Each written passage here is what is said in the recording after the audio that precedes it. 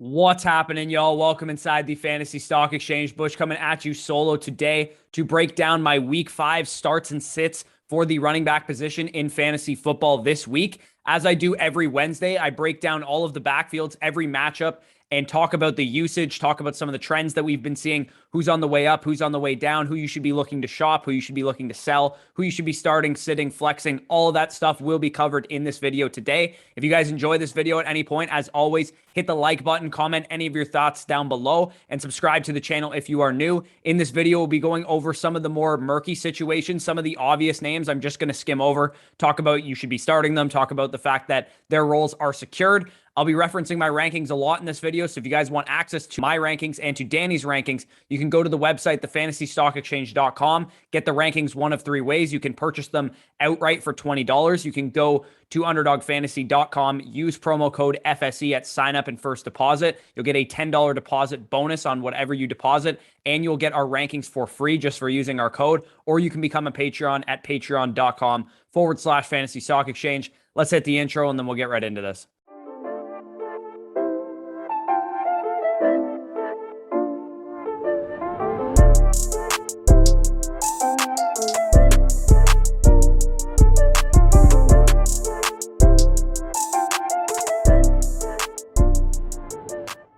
All right, let's kick things off with Thursday Night Football. And this week, we finally have a good Thursday night game. It looks like we finally have some action, some real teams playing. Rams at Seahawks on Thursday night this week. In this game, you will be starting Chris Carson. You'll be starting Darrell Henderson.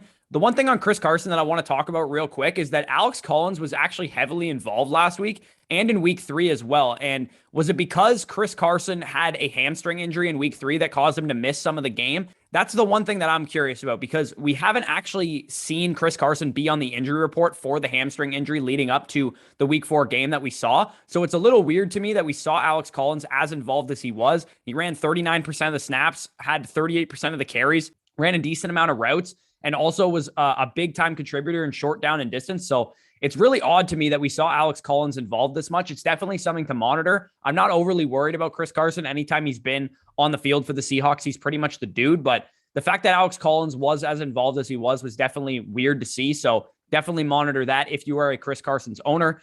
On the Rams side of things, Darrell Henderson returned to his workhorse role, as we kind of talked about all week. And as I talked about on Saturday, when I talked about him as a must-start running back, this backfield is very valuable, and that's really painful for me, again, given the fact that I was so high on Cam Akers prior to his Achilles tear. They've shown that if Henderson is at full, health, he's going to get a full-fledged 80+% opportunity share feature back role in this offense if he's healthy. And we've seen that play out in week 1 when he was healthy and in week 4 thus far when he was healthy. But if he's out, Michelle is going to get that role. As you guys can see on the screen right now, Darrell Henderson ran 90% of the snaps last week, 67% of the rush attempts, 81% route participation, got a 15% target share. Again, full-fledged workhorse role that makes me sadder and sadder every day that Cam Akers tore his Achilles. So both of those guys you are firing up into your lineups. The next game that we have here is the London game. So a 9:30 a.m. Eastern time kickoff. So make sure you guys set your lineups the night before Saturday night. If you have any of these 9 a.m. players, make sure you put them into your positional slots and not your flexes, because we do have a very early kickoff, especially for those of you that are on the West Coast. That's a 6:30 a.m. Kickoff for Jets at Falcons. In this game, you can flex really any of the 3 running backs, but none of them are locked and loaded starts. I'll start with the New York Jets side of things. Michael Carter is slowly carving out a bigger role week over week. This offensive line, though, simply isn't efficient enough for Michael Carter to be an every week RB2. They're just not getting a great push. They're not creating enough running lanes for him, and he hasn't been overly efficient himself. So Michael Carter, yes, he could probably be a top 30, top 35 running back each and every week because of the volume that he's seeing. And as you guys can see that on the screen, his snaps, his rush attempts, his routes, they've kind of been growing each and every week to the point that now he's like a 50% snap share running back, getting a good amount of the rush attempts, running a fairly decent sized route tree, and then short down and distance inside the 5 attempts. He's pretty much been the guy in that respect. And this is, again, not a guy that's going to be wildly efficient, but he is the RB30 on the week for me as of right now. I think you can flex Michael Carter because he is getting a decent sized share of this backfield. And the Atlanta Falcons are not very good against the run, so this should be a good matchup for him. On the Falcons backfield side of things, Mike Davis is still the lead back here. He's still the guy that I'm starting if I have both of these guys, and I would imagine you probably don't, but If you need to start Mike Davis, I do think you can. He's inside my top 28, 26 running backs right now. If you missed yesterday's video where I talked about trade targets, sell Cordero Patterson, because based on some of the comments that you guys left on that video, it sounds like people are really overvaluing this guy. His production is unsustainable. If you guys can see on the screen right now, he only ran 30% of the snaps last week, 29% of the routes, yet was the RB1 or the RB3 or the wide receiver 3, depending on what position you think he plays on the week. And he caught a bunch of big plays, and he's creating plays, and he's going to get involved in this offense. He's a gadget guy that will be involved, but his chance to produce on a consistent basis is very slim because of the amount of plays that he's running, routes that he's running, and snaps that he's on the field. Unfortunately for Mike Davis owners, he's going to be a headache. He's going to make you want to pull your hair out because Cordero Patterson is being efficient when he's given opportunities. But as you guys can see on the screen, Mike Davis gets all the snaps, gets all the rush attempts, most of the routes. He gets all the short down and distance.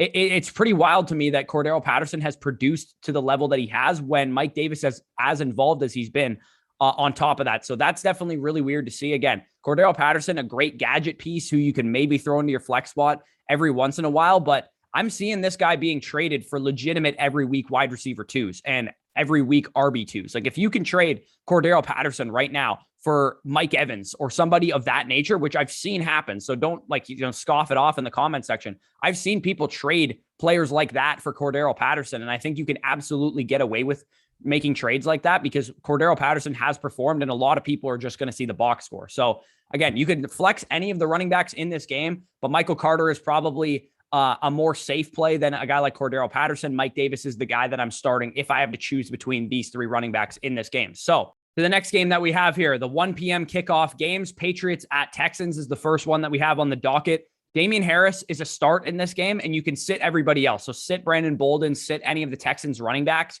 because the Texans backfield is a 3-way timeshare. David Johnson's getting the receiving work. Mark Ingram's getting all the carries. Phillip Lindsay's mixing in. Don't worry about that headache. Just don't start any of them. On the Patriots side of things, though, the Patriots backfield looks like it will remain the same for the most part to what we've seen thus far this season, despite James White's injury. Damian Harris was a clear sit last week. I talked about make sure you sit Damian Harris because the Tampa Bay Buccaneers are just such a tough matchup on the ground.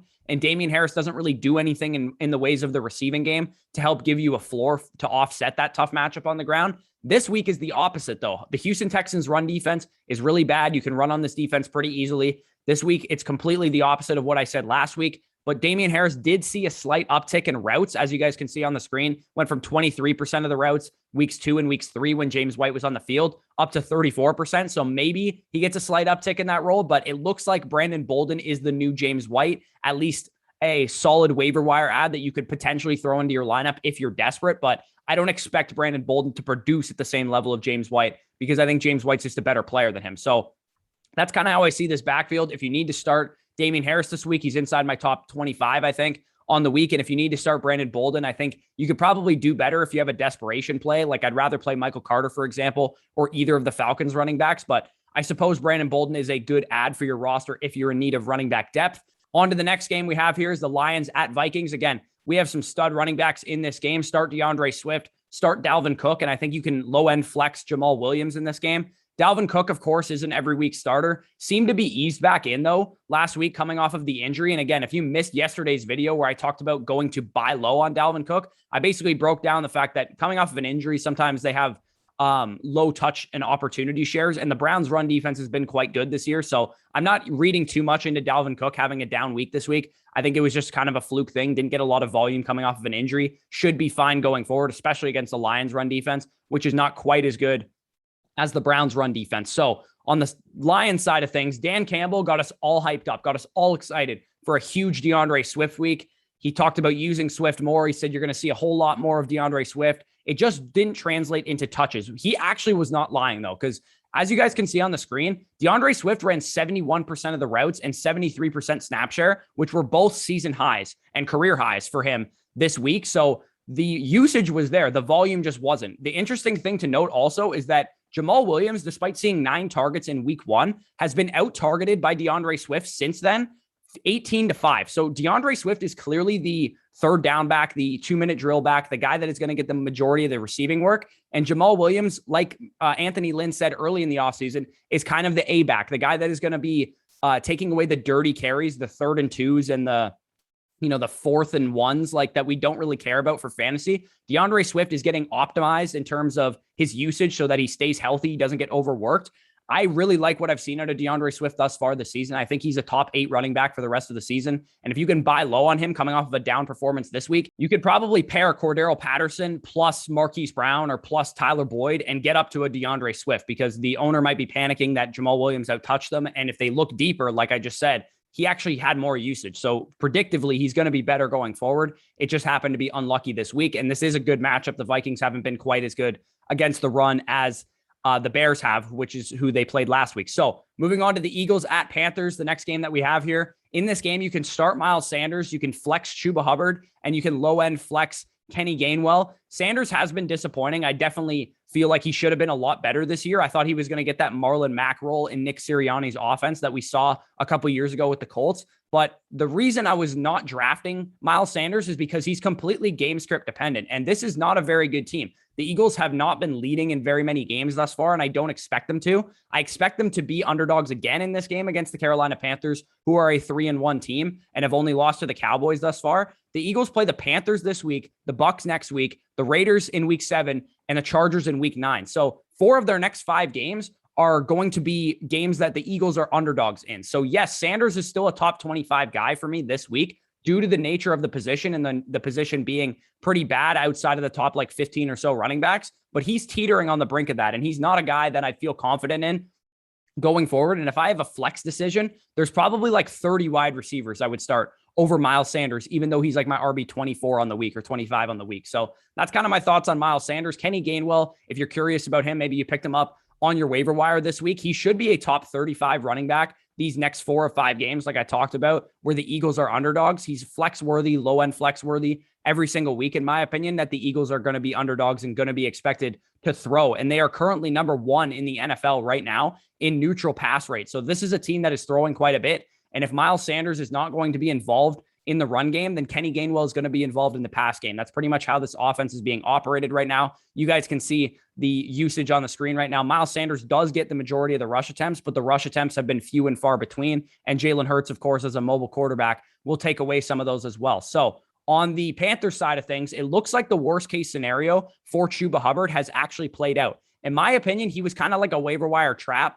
He's going to get good carry totals while Christian McCaffrey is out, but a couple problems with that is that Christian McCaffrey looks like he's going to be back soon. It's either going to be next week or the week after at minimum, I think. I think he even has a chance to play this week, but I think week 6 is probably the aim for Christian McCaffrey to be back. But as long as he's out, the passing game usage was my worry with Chuba Hubbard. And it didn't come to fruition with Chuba Hubbard being on the field. He didn't get the Mike Davis treatment like we saw from last year. They actually used Rodney Smith and Royce Freeman, both in the same capacity, to take away routes and targets and long down and distance work from Chuba Hubbard. Because like I talked about last week on the waiver show, Chuba Hubbard was not good in the receiving game in college. He was not good in pass protection in college. And that was my big worry, was that they're going to just give this guy the carries and they're going to use a committee to some degree, which is what we've seen play out and is smart, to be honest, because Chuba Hubbard isn't good in that role. There's no sense giving a kid a workhorse role who hasn't earned it yet. Just get by until Christian McCaffrey comes back. And unfortunately, for those of you that spent 100% of your fab on Chuba Hubbard, I think you're probably going to be disappointed with that investment, but it was worth an upside swing. So you can't be too mad at yourself there. But as long as Chuba Hubbard is playing, he's probably a top 25 running back. But outside of that, he's a guy that I would favor, again, like 30, 35 wide receivers if it's a flex decision between Chuba Hubbard and a wide receiver. So to the next game that we have here, Saints at Washington football team. Again, pretty straightforward in this game. Start Alvin Kamara, start Antonio Gibson. Alvin Kamara's usage was a little weird last week because he had 26 carries, but he didn't have a single target. But his usage overall hasn't really changed week over week throughout the season. This offense just runs at an absolute snail's pace. It's probably one of the worst offenses for fantasy purposes in the NFL right now because they don't run a lot of plays. They take a long time in between snaps. They're not passing the ball a whole lot. They haven't passed the ball more than like 23 times in any game this season. It has such little volume that it's really hard for Alvin Kamara to achieve a huge ceiling. So hopefully when Michael Thomas comes back, hopefully this offense can open up a little bit more and get better for Alvin Kamara. But for now, I think Alvin Kamara is kind of like a top 8 running back instead of the top 3 running back like I expected him to be. So it caps Alvin Kamara a little bit, but I'm not worried about him long-term. He's still a guy that I expect to be a 15 to 20 point per game type of running back. And that is, again, going to be a top 8, top 5 running back rest of season. So on the Washington side of things, again, it's been 4 weeks. I think we can kind of finally throw in the towel. It doesn't look like Antonio Gibson is going to be this year's Christian McCaffrey. It looks like we know what Antonio Gibson is at this point. He's a back-end RB1 like he was last year, who gets the bulk of the carries, gets a good percentage of the goal line work, but he doesn't get a whole lot of receiving work. He gets some receiving work, but he won't reach that CMC level ceiling because J.D. McKissic is a good running back who has a good role in this offense, which is the long down and distance and 2-minute drill back and primary receiving back, which means that Antonio Gibson will not reach the Christian McCaffrey level legendary upside like we drafted him for. But again, he is still a back-end RB1. He's still a guy that in my league, I have DeAndre Swift and Antonio Gibson. I'm fine with rolling with those two running backs because they're both top 12 running backs in my opinion. They're both guys that can anchor my running back core, and I get my upside from Swift, whereas I get my floor from Gibson. So the next game that we have here is the Titans at Jaguars, and RIP to any of you guys like me this week who have to play Derrick Henry, because Derrick Henry against Jacksonville has been pretty much a cheat code this entire time that he's been a starting running back. The guy averages 133 rushing yards per game against the Jaguars and 1.5 touchdowns per game. So the fact that Derrick Henry is playing Jacksonville this week, if you guys play against him, good luck, because he's probably going to have a 30, 40-point week. On the other side of things, James Robinson actually saw like a pretty much a flashback to last season this past week. And my one question for James Robinson is, if Carlos Hyde is not out, which I don't expect him to be, it sounded like a pretty minor injury, does James Robinson stay the workhorse running back one that he was this past week? He was a 95% snap share guy, 67% of the rush attempts, 83% of the routes. He was the guy that he was last year. But if Carlos Hyde is back, does James Robinson move back down to that low-end RB2 range that he was before this past week? And that's probably what I'm expecting to have. So if you can sell James Robinson on the back of this week's performance as a back-end RB1, and you can sell him straight up for Antonio Gibson or for Najee Harris or somebody in that range, maybe DeAndre Swift, if somebody's panicking about that, then I would go ahead and do that, because I don't think James Robinson is going to maintain what he did last week. Is he a good player? Is he going to perform still? Yeah, for sure. But I think once Carlos Hyde is back, which I expect to be this week, he's probably going to stay involved in this offense to the detriment of James Robinson owners. So the next game that we have on the docket here is Dolphins at Buccaneers. In this game, you can start Leonard Fournette and sit Myles Gaskin. So on the Leonard Fournette side of things, we saw some really encouraging usage out of Leonard Fournette with Gio Bernard out. And if Gio is out again, Leonard Fournette is basically a workhorse RB2. If Gio Bernard is not out, however, though, Leonard Fournette's still a top 30 guy for me, because you can see in previous weeks he was getting pretty good usage. But with Gio Bernard out, 82% of the snaps, 69% of the rush attempts, nearly 80% of the routes. This was a guy that was legitimately an every down starter pretty much, and back to the usage that he saw in his Jacksonville days. And obviously this offense is much better than it was in Jacksonville. So Leonard Fournette, to me, if Gio is out again, is going to be a top 15, top 20 running back for me in my rankings, because despite the Dolphins being pretty good against the pass, they've been susceptible to running backs. And I think Fournette could have a big game in this one. Now, to the Dolphins side of things, I once called Myles Gaskin during the offseason the poster child for the RB dead zone. And to me, it's holding completely true, because the reason I didn't like Myles Gaskin was because I simply didn't think he was good enough to hold down a workhorse role. And he's lost touches and usage each of the last 3 weeks, as you guys can see on the screen. And the one thing that I will say about Myles Gaskin in this game is that he has a chance to get some targets, because we know from last week that you can't run the ball against the Tampa Bay Buccaneers. And if they try and pound Malcolm Brown up the middle, it's not going to work. And they're going to have to throw the ball to get back into this game, because this Bucs defense is susceptible to the pass, and that includes pass catching running backs. So if you could play Myles Gaskin in a GPP DFS lineup, that's probably fine this week, because he's going to be really low owned, and he's going to probably be very cheap in terms of salary as well. But aside from that, I probably wouldn't mess around playing Myles Gaskin as anything more than a low-end flex play in this game, because the usage has just not been there ever since Tua's injury, really. They just haven't used him the same way. So that's kind of my thoughts on the Dolphins backfield. On to the Packers at Bengals. Again, this one's pretty straightforward. In this game, you start Aaron Jones. We know who Aaron Jones is. He's in your lineup each and every week. And then on the Bengals side of things, you start Joe Mixon if he plays, but I think he's probably out for this game. So more likely you're going to be flexing Samaje Perine if Joe Mixon is out. And with Samaje Perine, he was a big waiver wire ad for a lot of you guys this week. In one of my leagues, I got him, I think, for like 15 fab bucks or something like that. We expect Samaje Perine to get 60 to 70% of the rushing attempts for the Bengals offense, and probably split passing down usage with Chris Evans or somebody else in that backfield. So he's not going to do 100% of what Joe Mixon did in terms of usage. I would imagine it's probably like 80% of what Joe Mixon did in terms of usage, which will make him a top 25 option for me this week. So moving on to the Broncos at Steelers. Again, a pretty straightforward game here. We have Najee Harris, who's an every week starter, and I think you can low-end flex each and every week both of the Broncos running backs. You're always going to be starting Najee Harris. That one's pretty straightforward. Time for the weekly. Has Javonte edged out Melvin Gordon yet conversation? No, he hasn't, because it's going to take one of two things, in my opinion, for Javonte Williams to fully take over this backfield. One, a coaching decision, right? They're just like, we don't anticipate Melvin Gordon being here next year. We just want to use Javonte Williams because he is our future. Two, it's going to take a Melvin Gordon injury, which is definitely likely to happen because he is an older running back who's experienced injury in the past. Or three, Javonte plays out of his mind and forces their hand out of this 50-50 split, because as you guys can see on the screen, it is pretty much a 50-50 split, 55-45 in favor of Melvin Gordon. So this is a backfield that, again, they run the ball quite a bit, so you can use both of these guys as top 35 running backs. But in this matchup against Pittsburgh, I think you could probably sit these guys if you have better options. I would probably rather play Michael Carter against the Falcons than I would either of these two running backs in this game, just because of the Steelers matchup and the fact that these guys are splitting time pretty much dead even. So the Bears at Raiders, the next game that we have here. In this game, you're going to be starting Damian Williams, who was the big ticket waiver wire ad this week.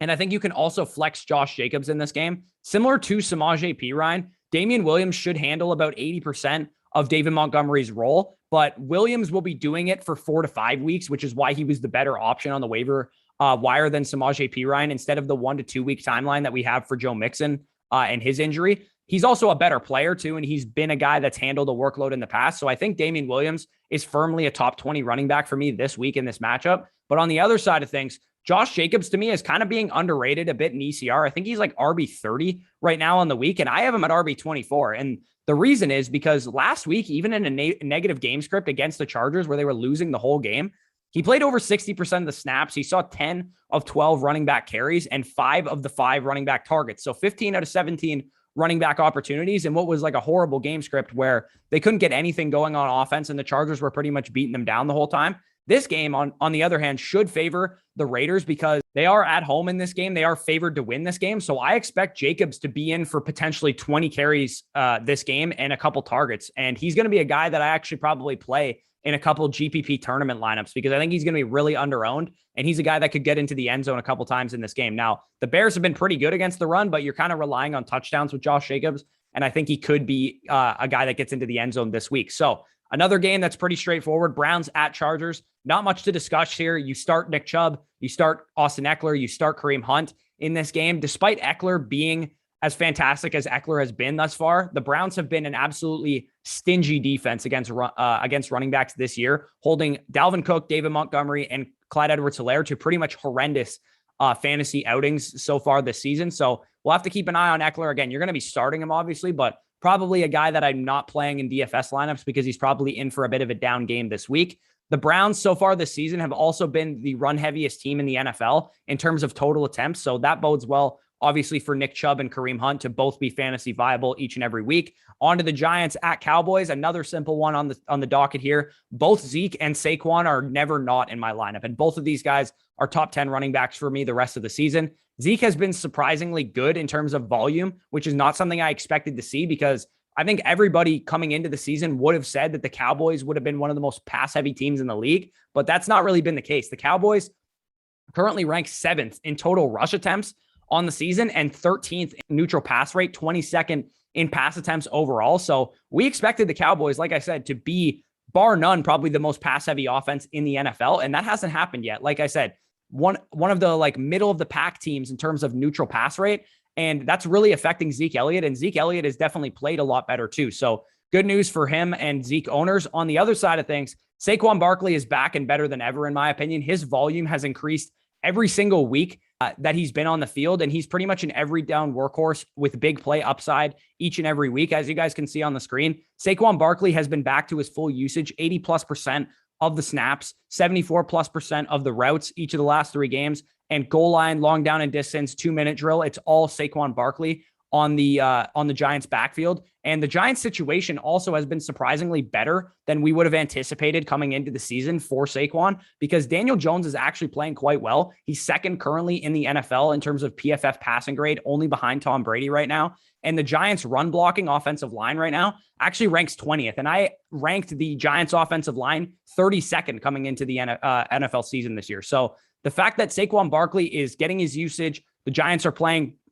better than we expected. Daniel Jones playing better than we expected. Offensive line actually creating some holes for him. I think he could be in for a career year this year, and he could be a guy that finishes as a top 3, top 5 running back by the end of the season. So great news for people who took the plunge on Saquon Barkley, probably got a good discount on him, or maybe you traded for him low after week 1 or week 2 when the other owner was panicking, which I advised a lot of you guys to do. So moving on to the 49ers at Cardinals, I believe this is the last game of the 4 o'clock window. In this game, you're going to be starting Chase Edmonds and flexing Elijah Mitchell if he plays, low-end flexing Trey Sermon if he doesn't. So I'll admit that I was too low on Chase Edmonds this offseason. He was always going to be capped by Kyler Murray, in my opinion, and James Conner being the guys that take the primary goal line work from him. But the exciting thing about Chase Edmonds is that he's been very good in the receiving game. He's currently second in the NFL right now at running back with an 18% target share, which only trails Najee Harris, I believe, which is definitely great to see. And this is awesome for Chase Edmonds' usage because Kyler Murray is playing like an MVP candidate right now. And if Chase Edmonds is going to be heavily involved catching passes from Kyler Murray, he's going to be efficient in the passing game. And he's also capable of breaking off big plays as well. So definitely great news for Chase Edmonds owners that took the plunge on him in the 5th, 6th round, or maybe you traded for him after a couple weeks into the season. So great news for him. I think he's an every week starter, each and every week, top 20 running back for me going forward. On the 49ers side of things, of course, we know that this backfield has been a headache for a while. The big role for Kyle Juszczyk this past week, as you guys can see on the screen, 82% of the snaps from their fullback, which is definitely weird to see. What it signals to me is that Elijah Mitchell is still the dude in this backfield because they haven't fully entrusted Trey Sermon with like a workhorse role or a every down role when Elijah Mitchell's been out. So the fact that they're doing that and they're using Kyle Juszczyk interchangeably instead of using Trey Sermon as the every down back, it tells me that once Elijah Mitchell comes back, he is going to be the running back to own in this backfield yet again. He's the guy that you spent all your fab on after week 1 of the NFL season. And I think he's going to pay off on that investment eventually. Whenever he comes back, I expect him to be pretty much an every week RB2. But if he does miss this game yet again, then I expect you're able to start Trey Sermon as a top 30 running back on the week. Now to Sunday Night Football, in this game should be very exciting. Bills and Chiefs. Definitely an exciting game this week. Start Clyde Edwards-Helaire and start Zach Moss. Pretty simple on both of these running backs. They're both pretty similar running backs, in my opinion, because they're both running backs in great offenses, but neither of them are the focal points of their offense. So they're both pretty much going to have to make their own plays in their good offenses to get scoring opportunities and to continue to get good fantasy outings. And we've seen them do that, both of them, these last 2 weeks. CEH role has been the same as it's always been pretty much since his rookie season. He's about a 63% snap share running back on the season, 63% of the rush attempts, 53% of the routes, but he still doesn't get the long down and distance work, the 2-minute drill work, or the goal line work to make him an RB1 in fantasy. So again, every week RB2, top 18 running back, but not a guy that I'm starting inside my top 12 running backs. Zach Moss obviously is in a similar spot. Like I said, he just has to make plays when he gets opportunities because he is like a 55% snap share running back, running a good amount of the routes and getting a little bit more receiving work than a guy like Clyde Edwards-Helaire, also getting the 2-minute drill and long down and distance snaps. But the problem with Zach Moss and why he's not like an every week top 15 running back is the fact that this offense throws the ball like nobody's business. And the focal point of this offense is Josh Allen, and he will take away goal line work from Zach Moss and Devin Singletary as well. So Zach Moss just continue to make plays and he'll be useful for fantasy, but that's pretty much all you can ask for out of him as a top 25 running back.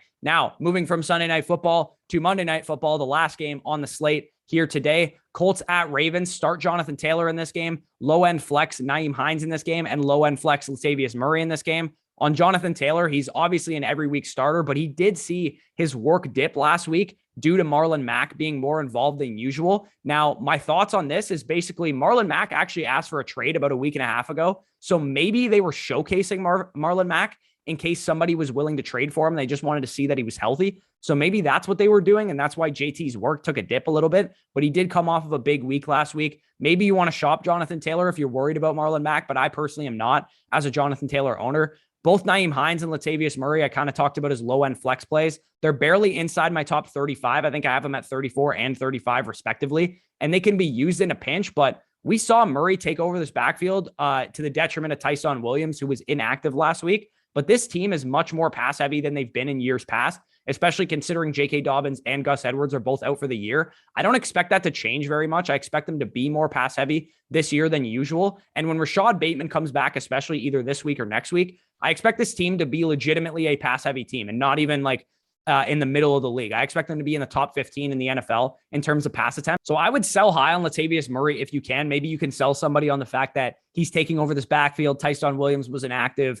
Latavius Murray saw like 18 carries and scored a rushing touchdown. I would probably try and sell high on him if you can. So that is it, guys. That is all the running back starts and sits for week 5 of fantasy football, all of the usage, all of the trends that we've been seeing. So if you guys did enjoy this video, as always, go down to the bottom, hit the like button. It takes you 2 seconds. It really helps us out, and we really appreciate it. If you did enjoy this video, or if we answer any of your comments, please leave a like as well. Comment any of your thoughts down below. Start sit questions that you have for the running back position, trade questions, waiver questions, whatever you got, we will answer it. Subscribe to the channel if you are new. About 60, 70, 80% of you, depending on the video, are not subscribed to the channel. Again, it takes you 2 seconds. It doesn't bother you that much, and it's totally free to do so, and it helps us grow. It helps us out tremendously. So please hit the subscribe button if you haven't already done so. As I mentioned, if you want our weekly rankings, you can get them one of 3 ways. $20 on the fantasystockexchange.com. Deposit using promo code FSE on underdogfantasy.com and play some of their pick'em contests and their best ball resurrection and some of the cool stuff that they have going on. Or going to patreon.com/fantasy stock exchange. You can get them that way as well. Peace out, guys, and I'll talk to you soon.